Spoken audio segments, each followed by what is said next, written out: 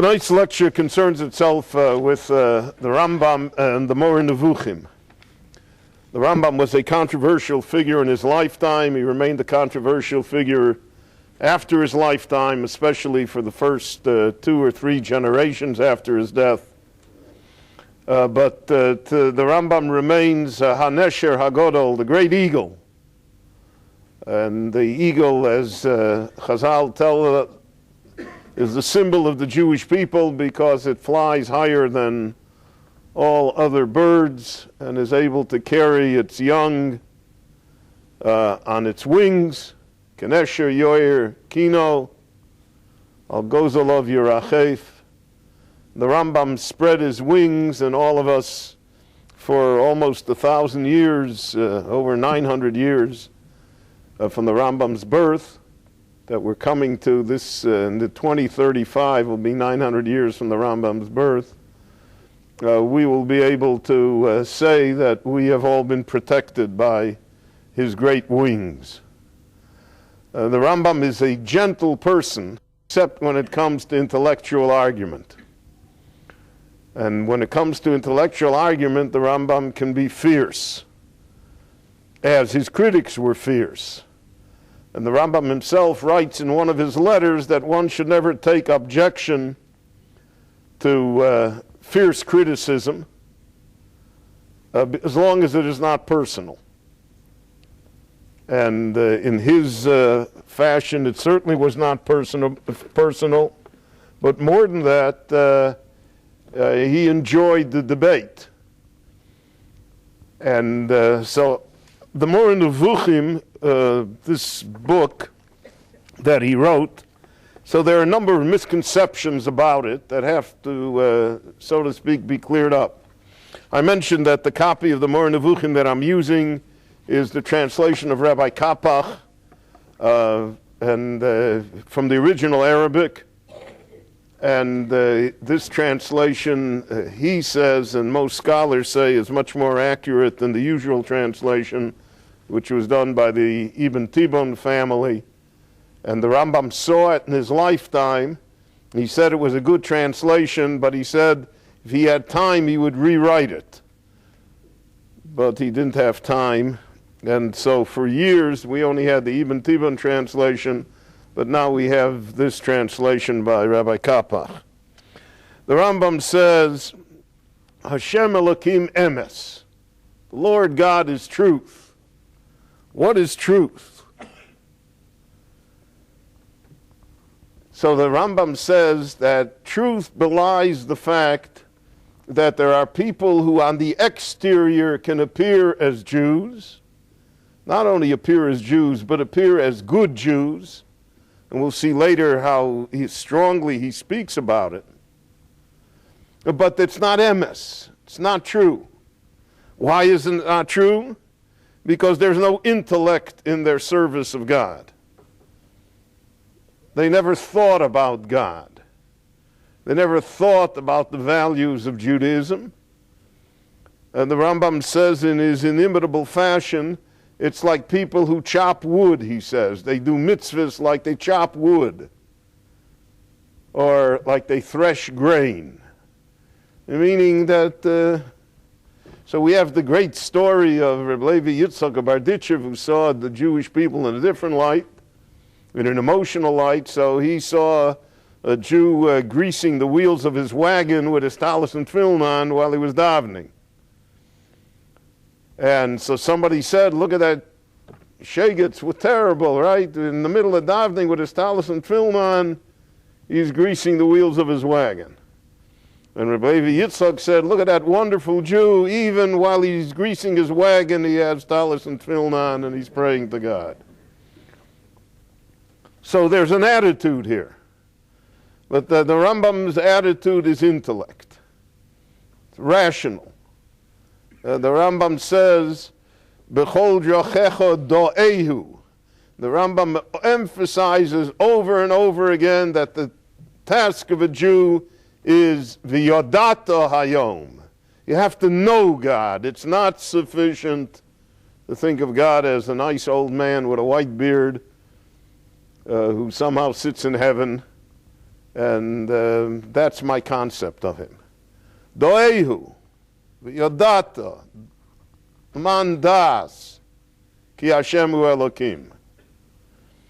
And because of that, he says here, Asiyas oson ha-mitzvos beivorim achitzonim. Doing mitzvahs with our body.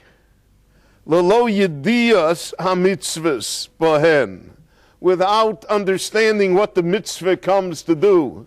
Now this is a point. The Rambam is the champion in giving tameh ha-mitzvos.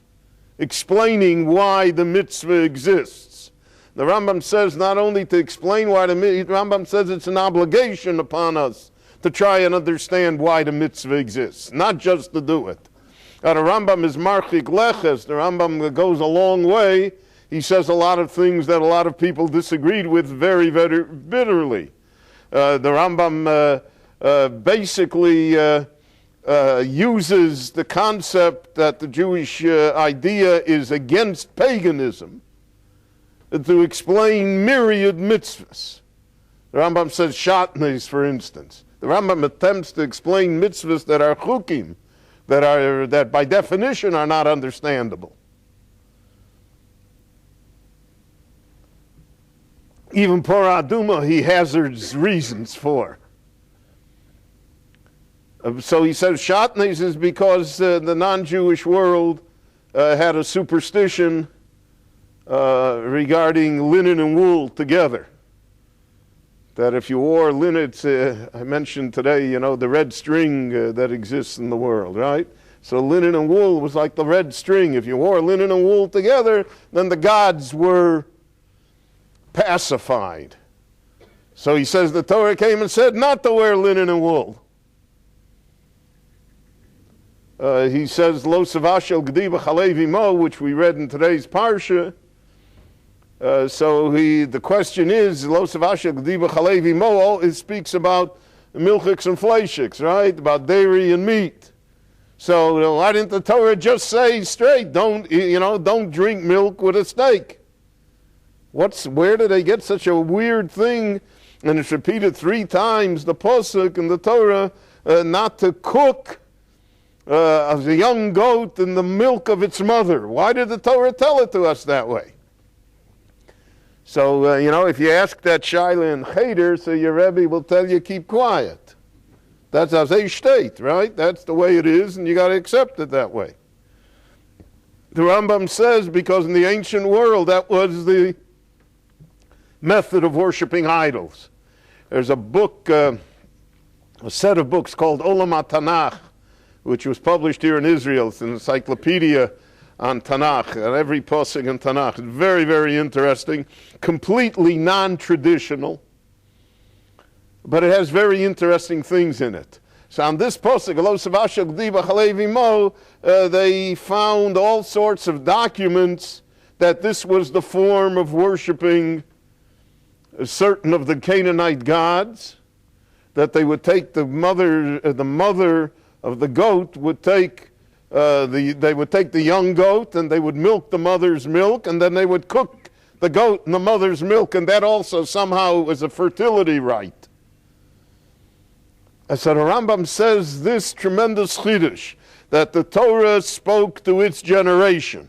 The Torah speaks to all generations, but the Torah had to speak to its generation, and the generation of the Mekablei Torah, the people who stood at Sinai.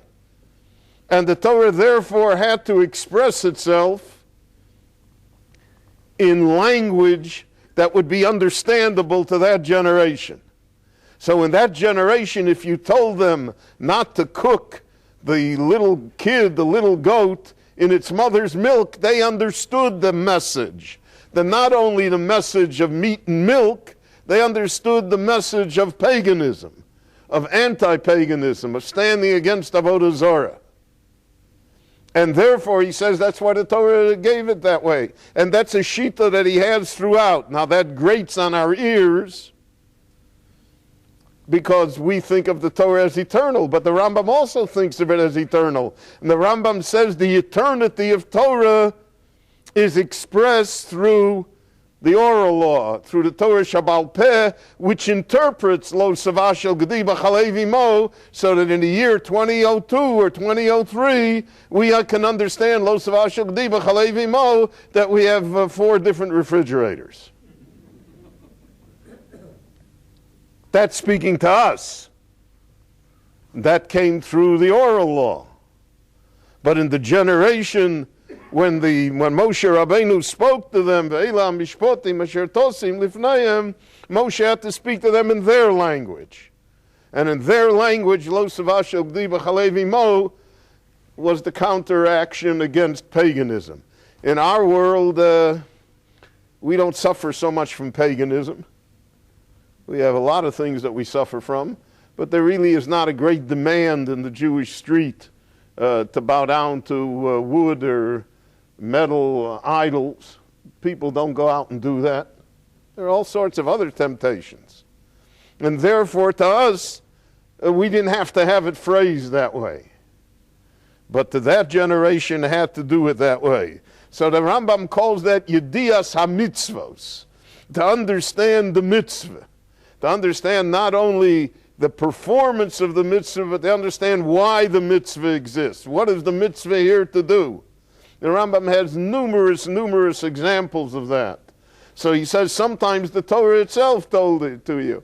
And to put on tefillin, your arm in your head, so then a person should have in mind that one's arm, which represents one's bodily actions, and one's head, which represents our minds, our intellect, should be dedicated to God. So the Torah itself told us that. But there are many things that the Torah did not tell us. So the third section of the Moreh Nevuchim is devoted to Tamei HaMitzvahs. Now when that's devoted to Tamei HaMitzvahs, everybody in the world jumped on him. And that was really one of the main controversies that existed. You should know that Jews didn't accept the Moreh Nevuchim easily. In fact, they burned it. The Zealots, who lived in Provence, so the Yad Ramah, Reb Meir Alevi Abulafia, who was a Rav in Montpellier, in Provence, so he led the charge against the Rambam. And he was joined in it by Rabbeinu Yonah Ibn Gerundi, Rabbeinu Yonah of Gerona, who the Ramban later will be his Talmud, the Rashba will be his Talmud. And they argued intellectually against it. And the Ravid also certainly argued intellectually against many of the precepts of the Rambam. But the leaders argue intellectually. When it gets down to a lower level, so then the argument becomes one of zealotry. And the Zealots went and they informed the Catholic Church that the Rambam's book is anti-Christian, which it certainly is. The Rambam had zero tolerance for Christianity. He held that it was paganism.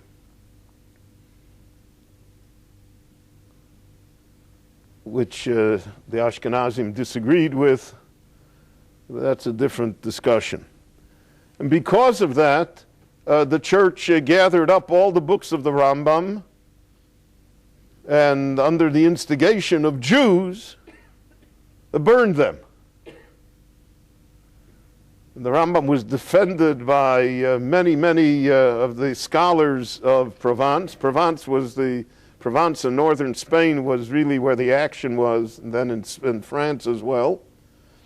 And what happened later was that the King of France, as I mentioned in one of the other lectures, Louis IX, burned all the copies of the Talmud in France because he said if the Rambam is anti-Christian, it must be based upon the Talmud. The Talmud is anti-Christian. So where the new Museum of the Louvre is, you know, that triangle in the courtyard in Paris, there in 1240, all the copies of the Talmud in France were confiscated and burned. And because of that, all the yeshivas had to leave France, and really the exile from France began then. And because of that, the opponents of the Rambam again, on the upper level said, well, it looks like that in heaven they voted for the Rambam.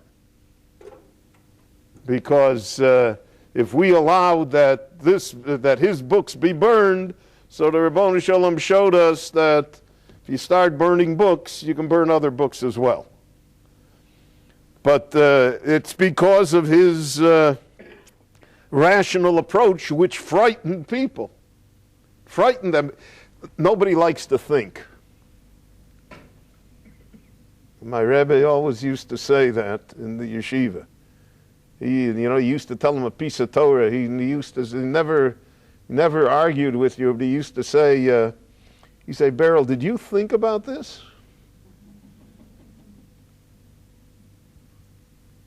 And I say, Rabbi, sure I thought about it. How else could I have come up with this great ingenious answer that reconciles, two contradictory Tosafos? So you say, go home and think about it. He says, no, think about it. And the truth of the matter is that I never thought about it before. It was just like a great inspiration that came in my mind. I never thought out all of the consequences. I never really analyzed it. I just said it. When I was a lawyer, so in our office, the senior partner used to give us signs to put on our desk that we could look at, but that the client would never see. And one of the signs was, be certain not to operate mouth unless brain is in gear. And that is a difficult thing to accomplish, to think. So the Rambam says here, Lelo yedias ha-mitzvahs, ulelo yedias mahuson umataroson, without understanding what the mitzvah is and what its purpose is, Eino ela kamisha chofer guma bakarka, he's only someone that's digging with a shovel, ukamisha chotev eitzim bayar, or somebody that's chopping wood in the forest. So that takes care of a lot of people. And that's why he didn't make it popular. The Rambam quotes a famous Gemara. It's in his Pirush HaMishnah. It's to the Mishnah in Nida. So there's a machlokes in the Mishnah in Nida regarding a certain case which is highly theoretical. And what would be the din of the woman in such a highly theoretical case? So the Gemara said, the Mishnah says there, Omer Rabbi Yeshua. Rabbi Yeshua said to the Tanakama who constructed this hypothetical case, Ad she'atem mesaknin es hashotos bo v'tiknu es hapikchos.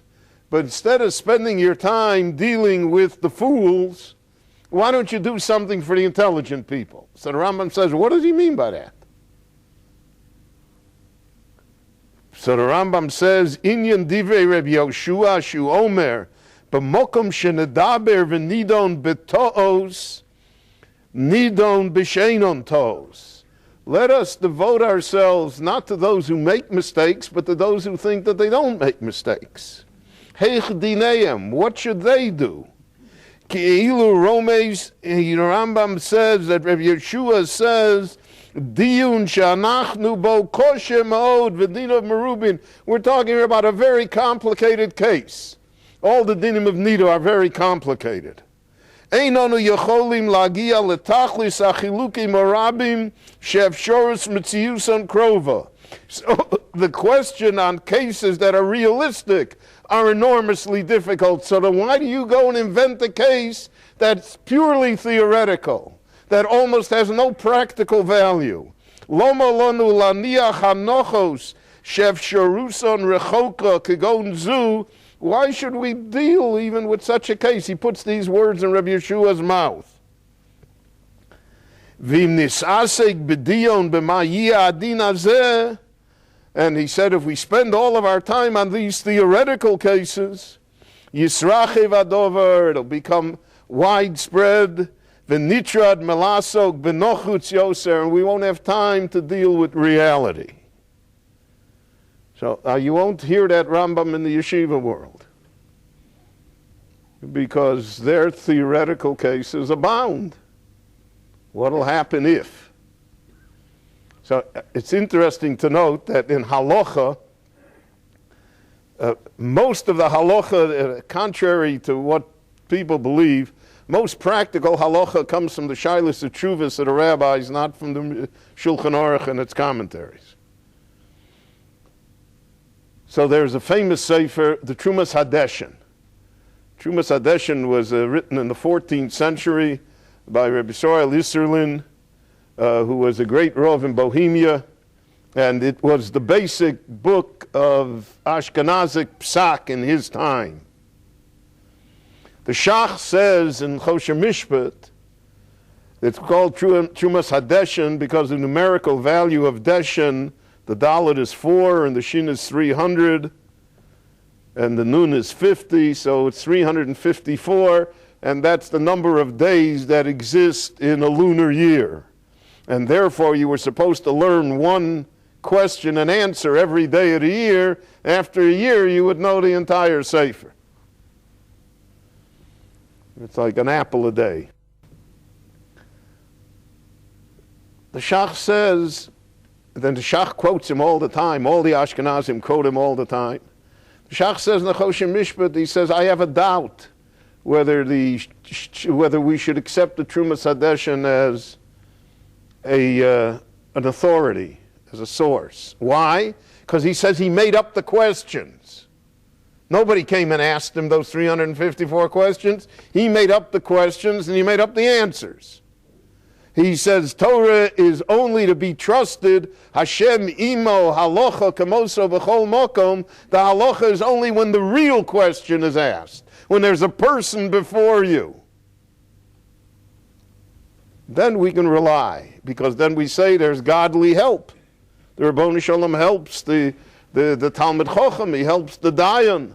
But if you make up the question, it's all theory. Who can rely on theory, the Shach says. And that's the Rambam here. The Rambam says, Rabbi Yeshua said it's all theory. We're not interested in theory, we're interested in practice.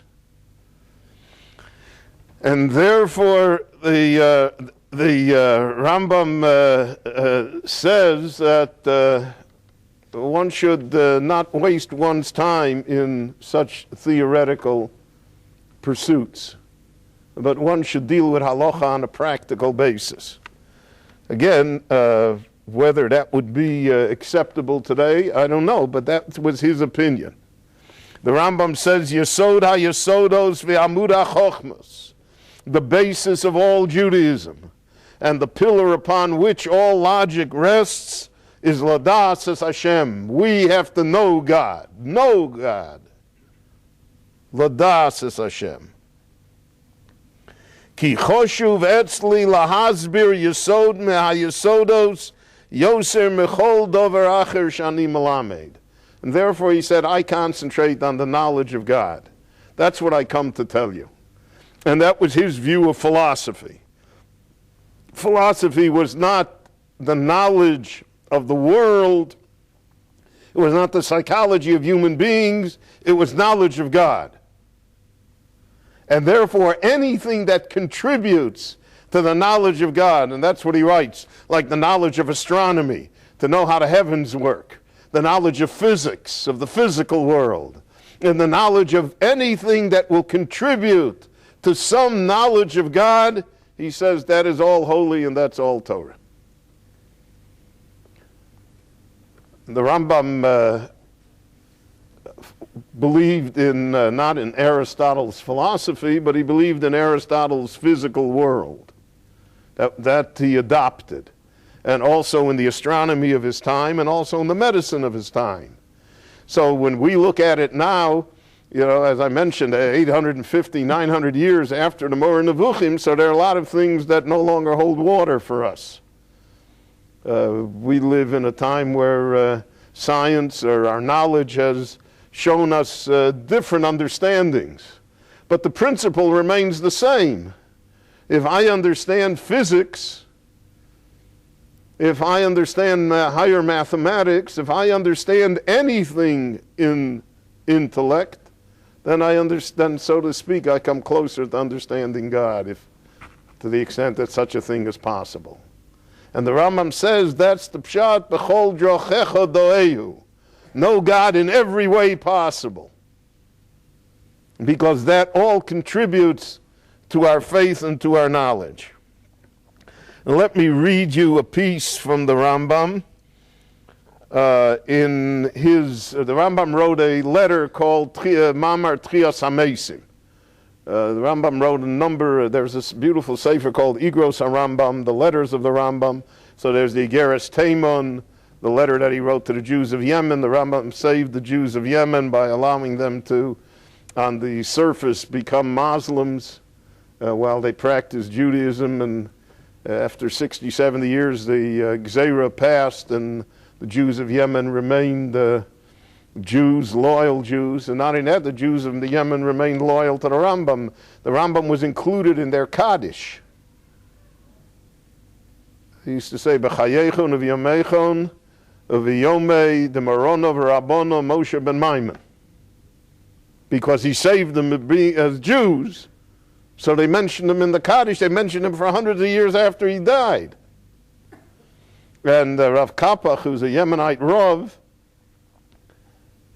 says in his introduction, he also is a Jew that minces no words. I mentioned that I knew him, a small Jew. He was 4'8". He had a mind that was, 15 meters. Just unbelievable, what a person. We used to go to the same barber together. He always used to say to me, Ra'iti otcha b'li kippah.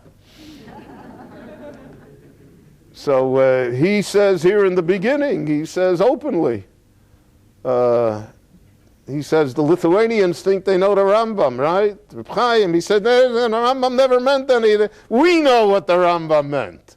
He says, I have the tradition for hundreds and hundreds of years from my grandfather and from my father and from his grandfather. This is the pshat in the Rambam.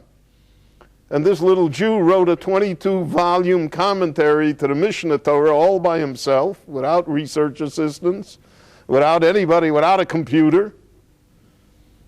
And in it is the Yemenite interpretation of the Yoda Chazaka. And there he quotes the begrudgingly he quotes the Lithuanians as well. But they felt that they knew the Rambam.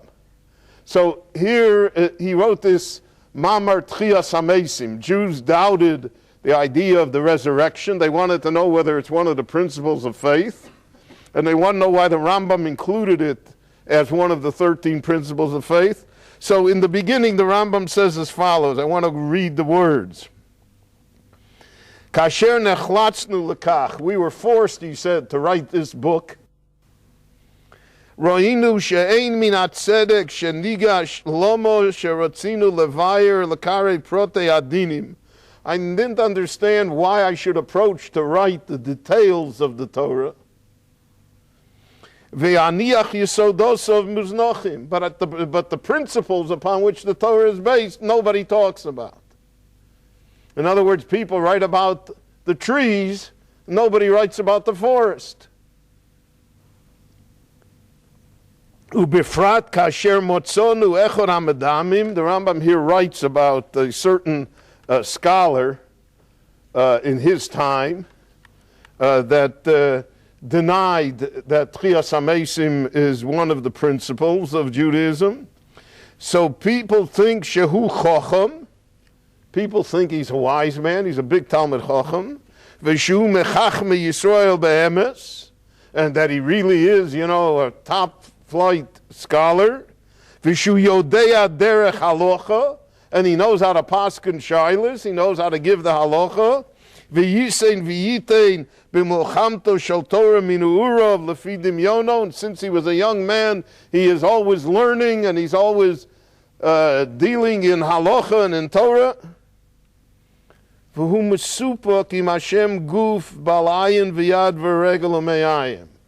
he's in doubt whether or not God somehow has corporeal aspects to him. Maybe when it says in the Chumash, God's hand, God's eyes, God's ears, he thinks that maybe that's true, that God has eyes, ears, and somehow there is a body to him.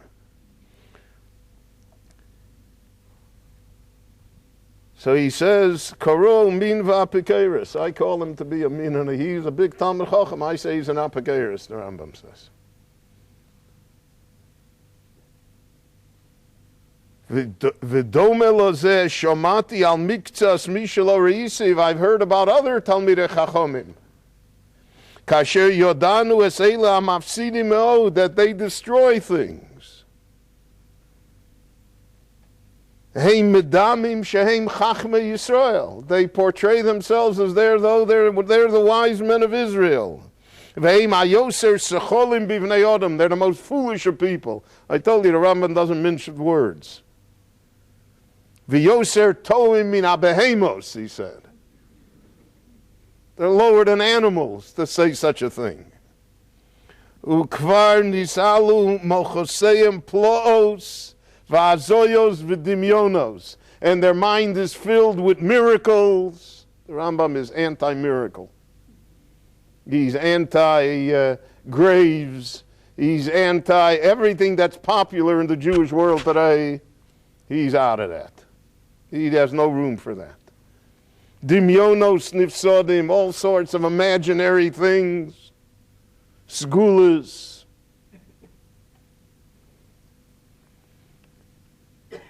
Ra'inu shekein roish and nevayer b'chibureinu.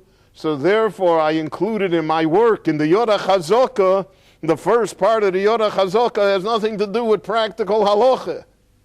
It talks about Jewish belief.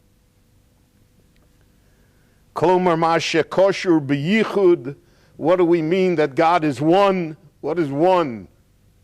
We say it Hashem echod. What is that? What does that mean? So we say it, and we say it twice a day, at least, and that's our mantra, that's our slogan, so that everybody say, what's the pshat? What does it mean? Only exist. Yeah, I don't. So you're saying your pshat, right? We have to say what his pshat is. So, what's the idea of yichud? So the Rambam says yichud is not one. Yichud means unique. It doesn't mean one. Because if you say one, then there has to be a two. In logic. U'b'olam haba, what do people think about olam haba? The Rambam portrays for us a very bland time of Mashiach. The Rambam's messianic era is much more bland, and so it could be that 950 years or 900 years later, we can't afford to have a bland Mashiach. Pay too high a price to get here. So we raised the bar that the Mashiach will have to do a lot of things already. But in the Rambam says, the Rambam paskins like Shmuel, Ein bein yemos hamashiach lolam hazeh lo shibud malchios bilvad. The only difference between Yemos HaMashiach and now is that, in the UN they won't vote against us. So that's Mashiach. And the Rambam says specifically, he says it'll be a time when it'll be easier to make a living. But the Rambam says, Al Yadame, don't think that golden apples will fall off the tree. He said it'll be easier to make a living so people won't have to work so hard, so they'll have more time for intellect, for study, for Torah. So that's a great, it's all great, but it's not enough. Im shar hayesodos. So he says, I want you to know, kol zen nivne al yesodos dotim. These are the principles of our faith.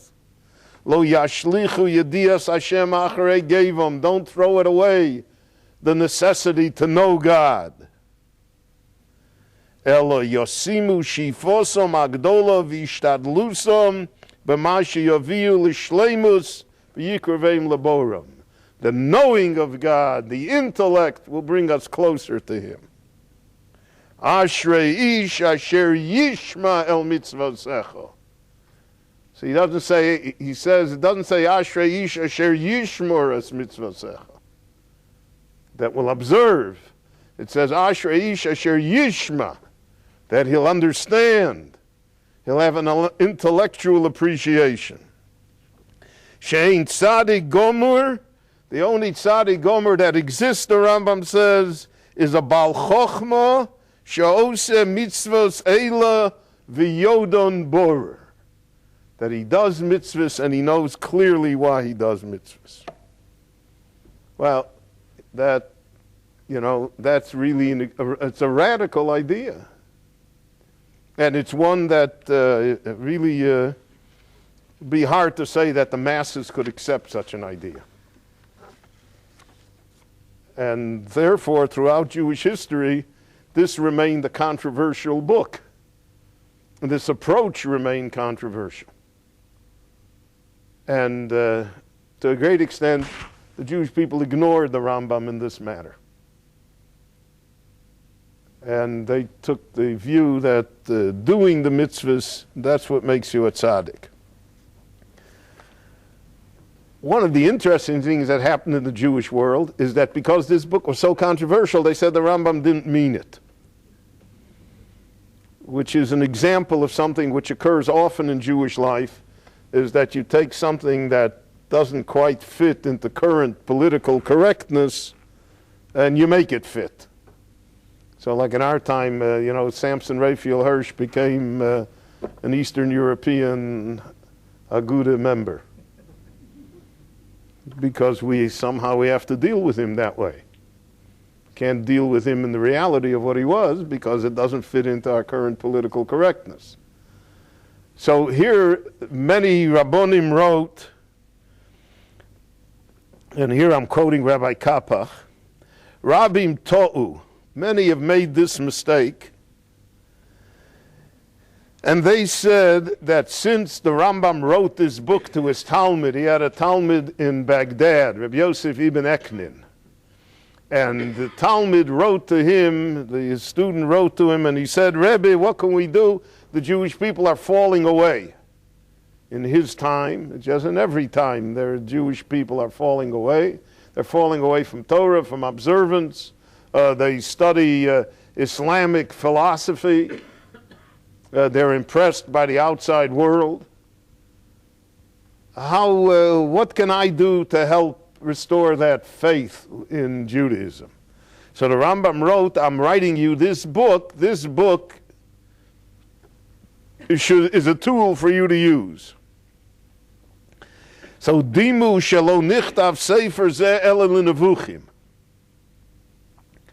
So here he says, we call it the Moer Nevuchim. The Rambam didn't call it that. The Rambam, first of all, wrote it in Arabic. It was not written in Hebrew. And then we translated Nevuchim as being perplexed or confused. So it's the guide to the perplexed, to the confused. So then we say, well, the book was written for people who are confused, but I'm not confused, so I don't need the book. It was not written for me. It does not in any way reflect my problems. Dimu ki masha kosav Rambam shom, that ayin b'madoy apilosofio, that one should study philosophy, v'yeda inyoneim, and should know science and other things. So he said, that was only the Rambam wrote it for them because of the fact they were falling away.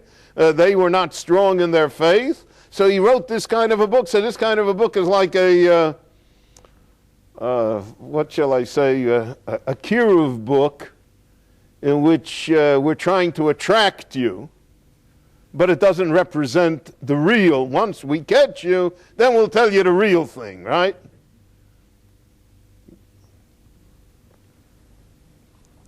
And Rabbi Kapach says, Af gdolim shogu baroa, even great men made this mistake. So he said, but they're mistaken. The Rambam meant it, and he meant it for every Jew. The Rambam didn't write it for confused people.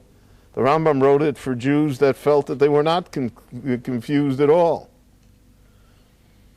And because of that, therefore, the Moer Nevuchim should be seen not as this kind of throwaway book, but as the book that is the basis for the Rambam's, not only the Rambam's philosophy, but the Rambam in halacha. There were two great people who lived in a little town. Well, I know Dvinsk is it's a little town in Latvia, even though in Latvia it was the second largest Jewish community after Riga.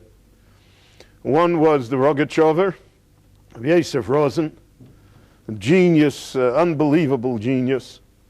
And the other was the Or Sameach, Rabbi Simcha Cohen, the author of the Meshech Chochmah. So he had these two great whales in a very small pond.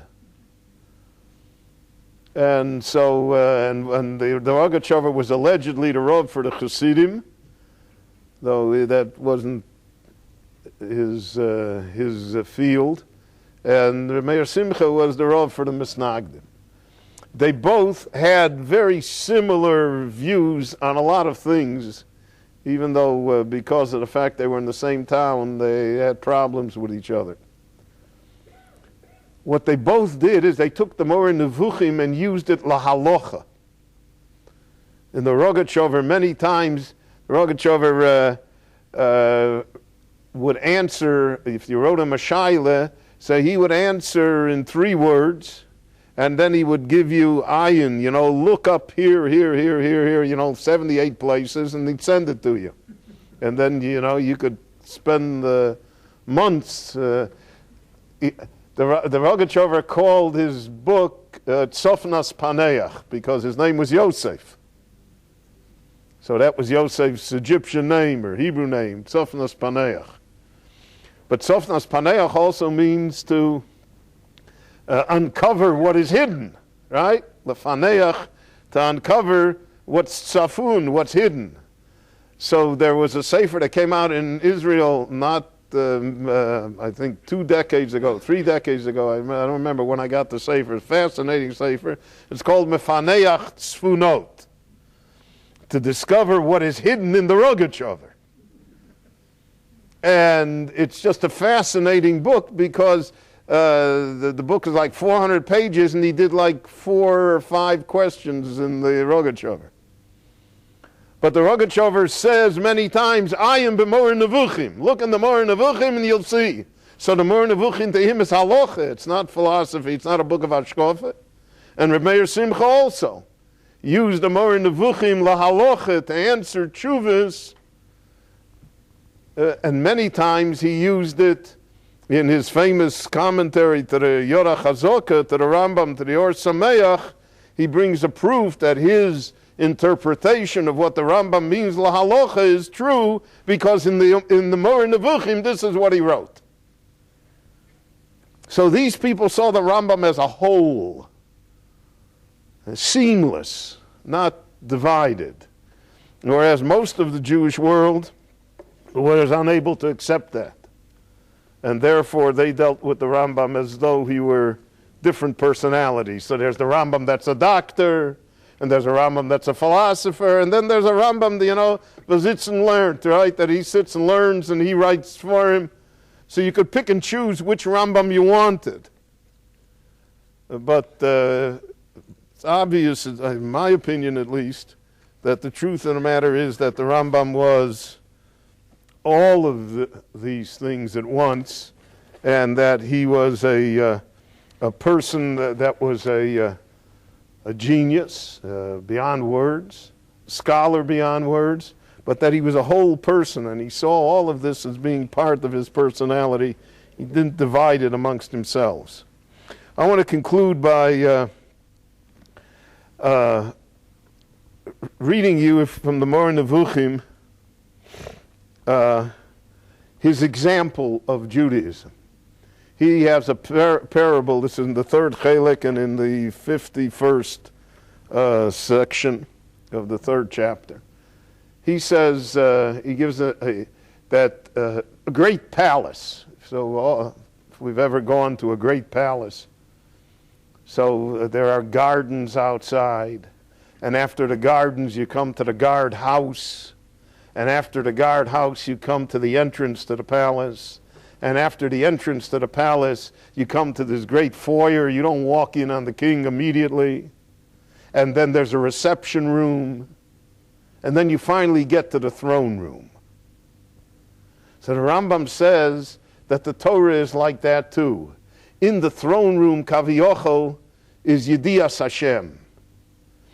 On the outside, the gardens, that's the tradition of the Jewish people. The entrance is to do the mitzvos. Then the knowledge of the Torah. Then knowledge, creativity itself, etc., etc., until finally, if you get all the way, then you can get in to see the king. He says many people are so impressed by the garden that they don't go in. The garden is beautiful. There are many people that are so impressed by the foyer, they don't go in. There are many people that don't realize that you're supposed to get in. So this is what he says. Ameoretz ha'oskim b'mitzvahs. You hear how he calls them? Jews that do mitzvahs, they're ameoretz. They're, the ignorant people who do mitzvahs. Heim b'chotzer. They're happy to be in the courtyard, in the gardens. Those that go inside a little more, they already are wiser people. They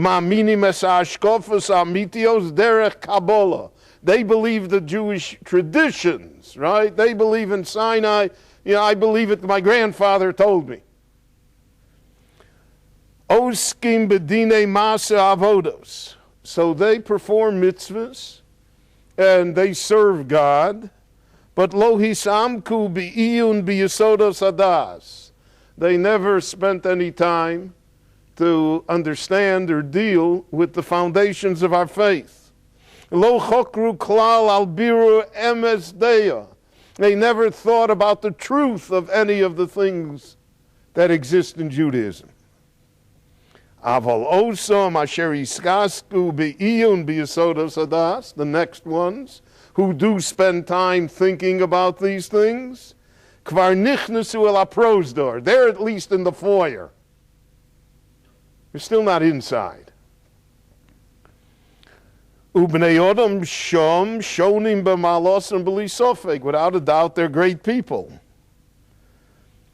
Aval mi shehuzgo lo ha'achocho al kol ma shehitivokach v'nizbarer lo mino enyonim elyonim kol ma she'efsher levarer oso. But someone who really wants to understand God, v'korov el anochon, and he comes close to what is true, kvar nimtzo im hamelech b'toch hachotzer. He got to the throne room.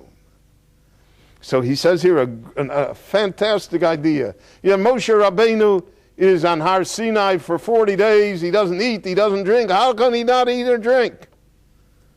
The Rambam doesn't say it, he doesn't say it's a miracle. The Rambam never resorts to miracles, even when it's obvious that it is a miracle. His intellect doesn't allow him that. The Rambam says that Moshe Rabbeinu's seichel was so strong, he says that if a person becomes, so to speak, all seichel, he doesn't have to eat or drink. His bodily needs disappear from him. It's the ultimate diet, my friends. Lefi shekvar nischazek ha-seichel ad shenizbatel kol koach gas shebaguf. And therefore, he says, that's how Moshe did it. Moshe is in the inner sanctum. Avol mi shechoshev v'Hashem umarbel ezachro b'li yediyah. Someone that talks about God and prays to God and deals with God, but he has no understanding. Ela sheholech achar stam dimyon mesuyom. He goes after his imagination, how he imagines God should be, and we all build God in our image. We're built in God's image, but the truth of the matter is we build God in our image.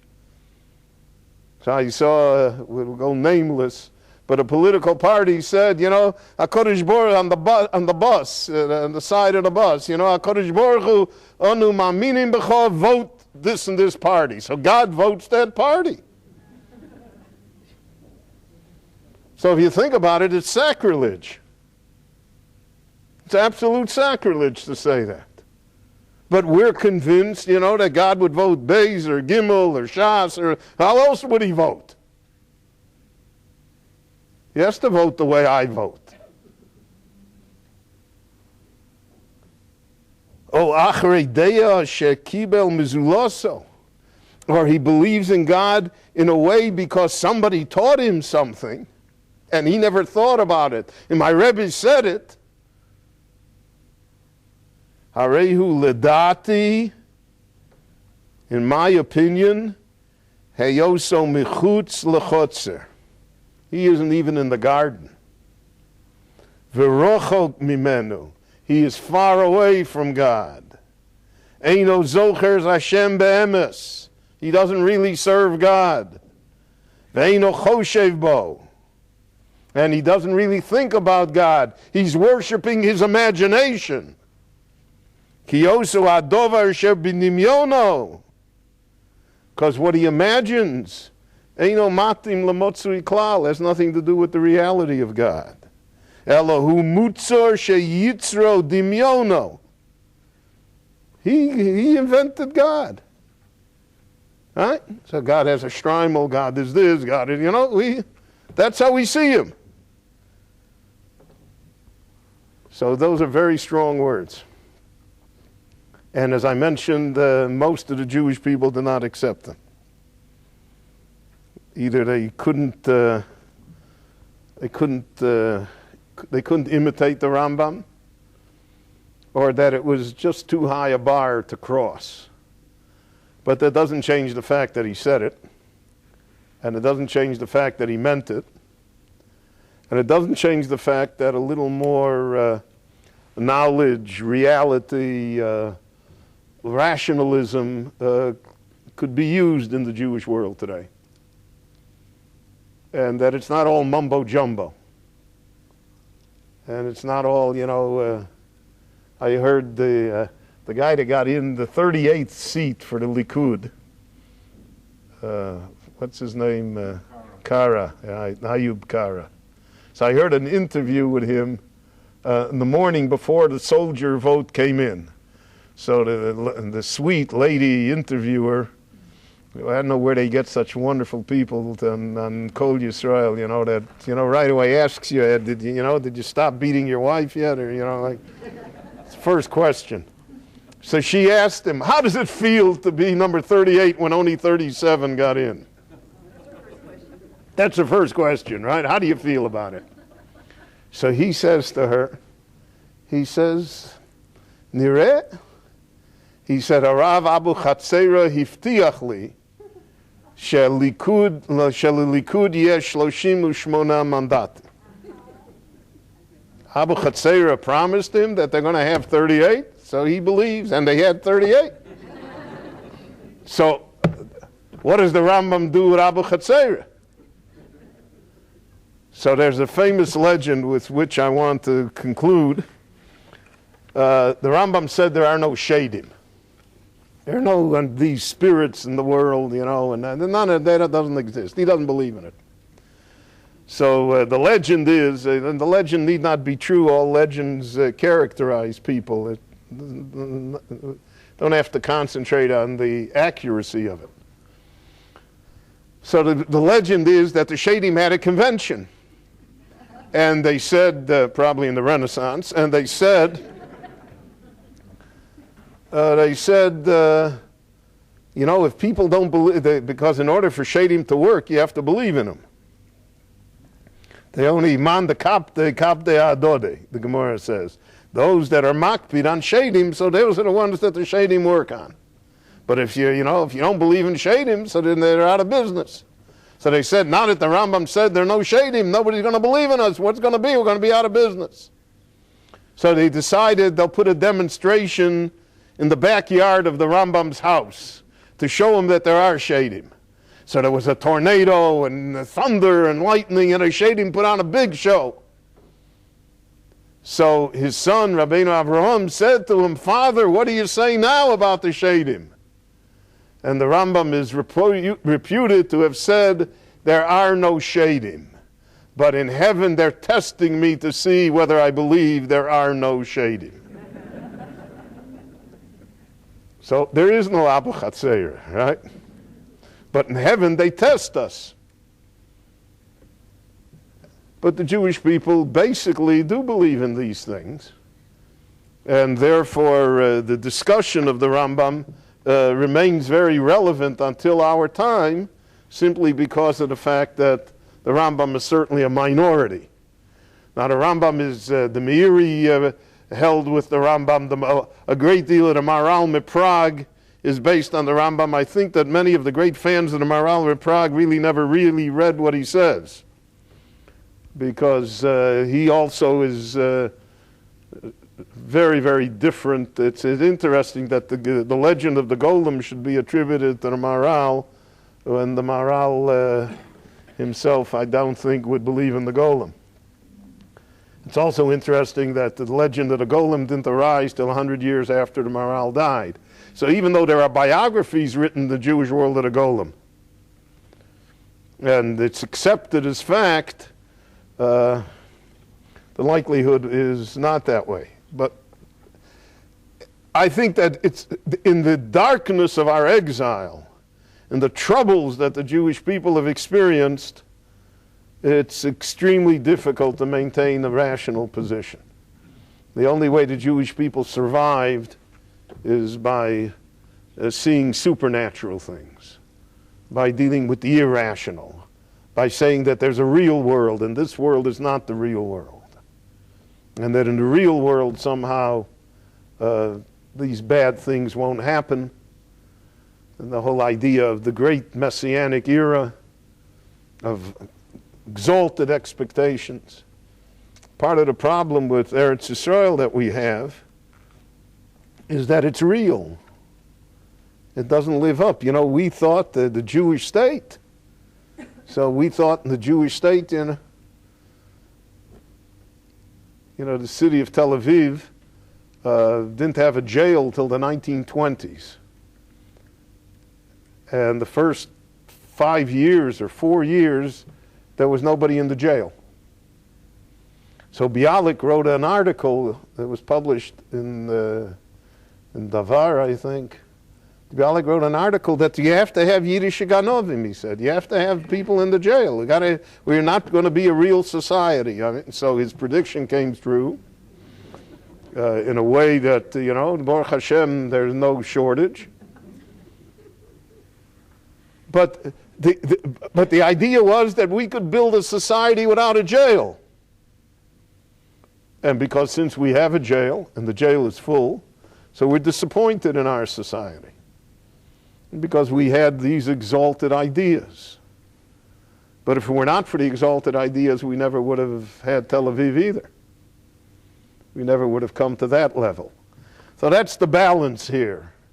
And the balance that Jewish history teaches us. But the ideas of the Rambam, the ideas of the Moreh Nevuchim, have validity. They certainly have a place in our world, a world that unfortunately is real, and that can stand strong doses of realism and rationality. And that, combined with our faith and our belief, and with the fact that there are powers that we cannot easily explain, is the combination that allows the Jewish people to survive and prosper even until today.